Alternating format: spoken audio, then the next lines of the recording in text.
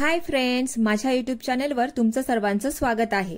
Friends, तुम्हाला सारखं कांदा पोहे खायचा कंटाळा आलाय, मग मी आज तुमच्यासाठी एक नवीन रेसिपी घेऊन आले, पोहा कटलेटची। ही बनवायला फार सोपी आहे, खूप कमी साहित्यात बनते आणि झटपट होते। तर चला आपल्या रेसिपीला सुरुवात करूया। मी इथे एक बाउल घेतलेला आहे आणि त्या बाउलवर चालणी ठेवलेली आहे। आता चालणीमध्ये मी 1 वाटी जाडा पोहा घालणार आहे आणि हा पोहा मी पाण्याने स्वच्छ धुवून घेणार आहे। पोह्यामध्ये व्यवस्थित पाणी घालायचं आहे, जेणेकरून पोह्याला जी घाण लागलेली असेल ती साफ धुवून निघून जाईल। बघा, अशा प्रकारे पोहे धुवून घ्यायचे आहेत। मी पोहे स्वच्छ धुवून घेतलेले आहेत। आता मी यांना 5 मिनिटं रेस्ट देणार आहे, जेणेकरून याच्यातला जो काही एक्स्ट्रा पाणी असेल तो निघून जाईल आणि आपले पोहे आहेत ते पण सॉफ्ट होतील। फ्रेंड्स, इथे मी 2 मीडियम साइजचे बटाटे घेतलेत। हे बटाटे मी उकडून घेतलेत आणि आता मी यांना स्मॅश करून घेणार आहे। फ्रेंड्स, हे बटाटे मी चांगल्या प्रकारे थंड केलेले आहेत।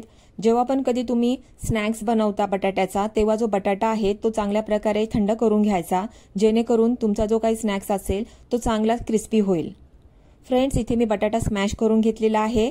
आता आपण या बटाट्याचे कटलेट बनवूया आणि कटलेट बनवण्यासाठी आपल्याला कोणकोणत्या साहित्यांची गरज आहे बघूया। मी इथे 1 चम्मच गरम मसाला घेतलाय, चवीपुरतं मीठ घेतलंय, 1.5 चम्मच चाट मसाला घेतलाय आणि 2 चम्मच मिक्स मसाला घेतलाय। त्यानंतर मी इथे कोथिंबीर घेतली थोडी कापून। आता भाज्या काय काय लागतील पाहूया। 1 छोटा कांदा घेतलाय कापून, शिमला मिर्च घेतली आहे, हिरवी मिरची घेतली आहे, गाजर किसून घेतलाय आणि आळा किसून घेतलाय। त्यानंतर इथे मी मटर घेतली आहे, मटर मी उकडून घेतलेली आहे। त्यानंतर मी 2 मोठे चम्मच कॉर्नफ्लॉवर घेतलेला आहे। त्यानंतर तळण्यासाठी तेल घेतलेलं आहे। आता आपण या बटाट्यामध्ये पोहे घालणार आहोत। जे पोहे आपण भिजत ठेवले होते ते पोहे घालणार आहोत।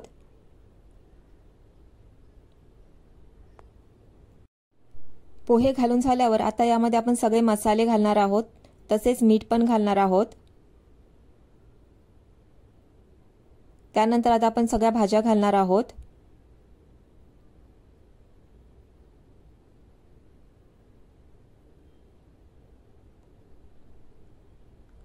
आता हे सर्व मिक्स करून घ्यायचं आहे।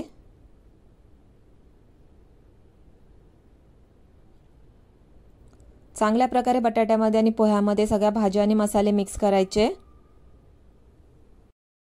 पहा, भाज्या आणि मसाले मी चांगल्या प्रकारे मिक्स केलेले आहेत। आता यामध्ये मी कॉर्नफ्लॉवर घालणार आहे आणि पुन्हा एकदा सगळं मिक्स करून घेणार आहे।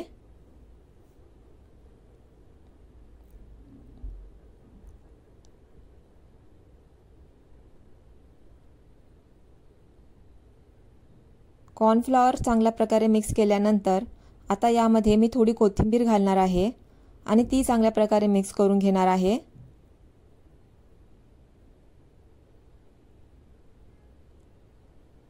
आता मी यामध्ये मटर घालणार आहे आणि मटर सुद्धा यामध्ये चांगल्या प्रकारे मिक्स करून घेणार आहे। कोथिंबीर आणि मटर ही शेवटीच घालायची मिश्रणामध्ये, जेणेकरून जेव्हा आपण कटलेट बनवू तेव्हा ती छानपैकी त्या कटलेटमध्ये दिसेल।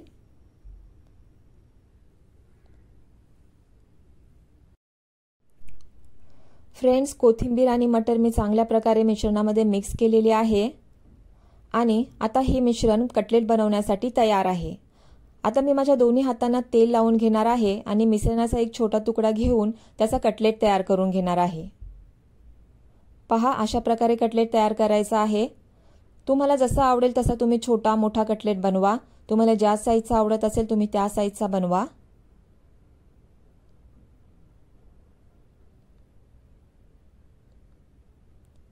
फ्रेंड्स, आता अशाच प्रकारे मी सर्व कटलेट तयार करून घेणार आहे। पहा, इथे मी सर्व कटलेट तयार करून घेतलेत आणि आता मी एक तवा घेतलेला आहे।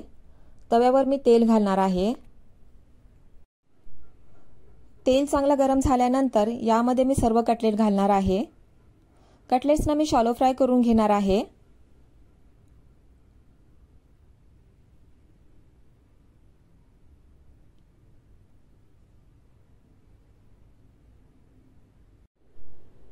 कटलेट खालच्या बाजूने चांगले गोल्डन ब्राउन झाल्यावर त्यांना पालटून घ्यायचं आहे।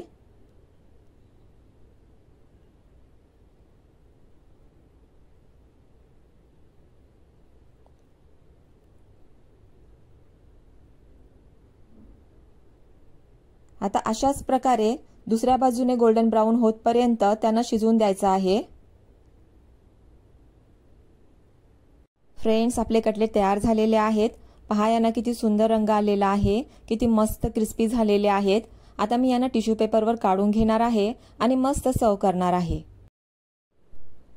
फ्रेंड्स, तुम्हाला जर माझी ही रेसिपी आवडली असेल तर प्लीज मला कमेंट बॉक्समध्ये कमेंट करून नक्की सांगा। माझ्या व्हिडिओला लाईक करा आणि माझ्या चॅनेलला सबस्क्राइब करा। Thank you. बाय।